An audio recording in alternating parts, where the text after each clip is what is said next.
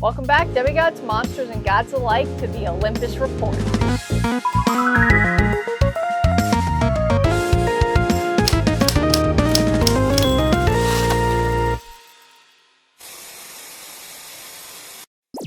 I still can't believe I was in the same room as the Percy Jackson cast.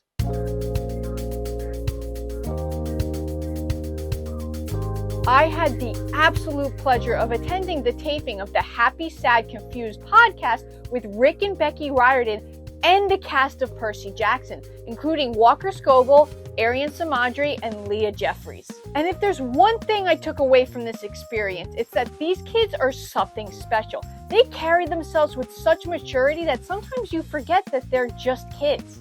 Each one was so humbled by this experience, and let me tell you, the casting team got it right. When asked how they relate to their characters, each one answered in a way that represented their character.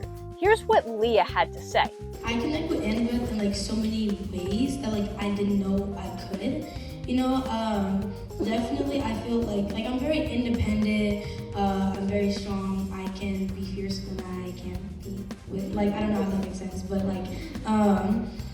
and also she has this vulnerability to her inside of her, you know what I mean? The thought and depth put into this answer is exactly who Annabeth is.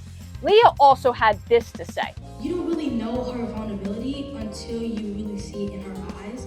And I feel that's how it is with me. I can always be independent, but I feel at any time, if something is mentioned, I feel there's a sensitivity, but it could be in a good way or a bad way, you know what I mean? Which is so true. Annabeth puts on this tough persona, but inside she's really vulnerable. And Leah gets that and represents it perfectly.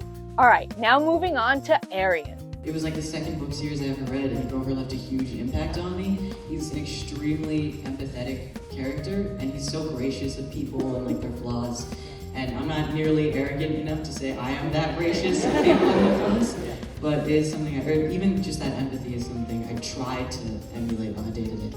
The fact that he's so humble about it just shows that he truly is Grover. But not only is he Grover on the inside, he's got the physicality to match it. Arion gifted us with a Grover walk. A sad Grover walk?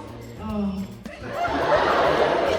And so he kind of the way it was described is, you're falling with each step and you catch yourself with the ball of your foot.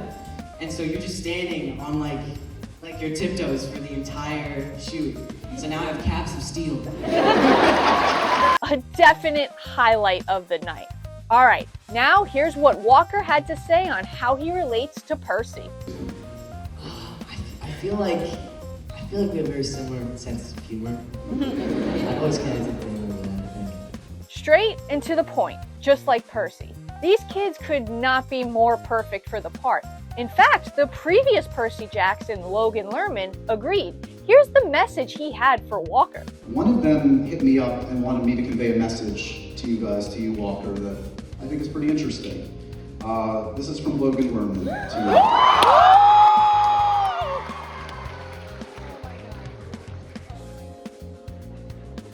Logan asked me to tell you this.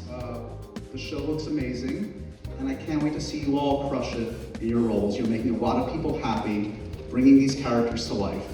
I can't imagine a better fit for Percy Jackson than Walker. You were so brilliant in the Adam Project.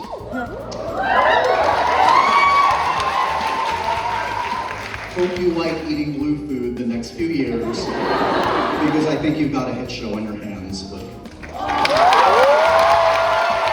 Absolutely amazing, and I agree, Walker is going to definitely nail it. Finally, Rick gave us an update on Season 2. While officially not greenlit yet, Rick and the production team have started planning how they would adapt Season 2. And finally, we got to watch some clips from the show. Some we had seen previously, like Capture the Flag. You can watch my recap of that here. But this time, the cast was present and gave their take on filming the scene.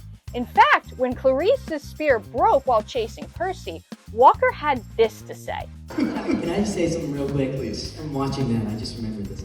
So, you know the scene where after I snapped Dior's spear and she screams and runs at me? I'm sorry, I just remember this. I'm sorry for butting in, but I was actually afraid. I would be too, Walker. The cast was then asked which scene they're most excited for the audience to see, and a unanimous decision was made among all of them that said the Ares fight. I, for one, agree. I cannot wait to see that adapted on the screen.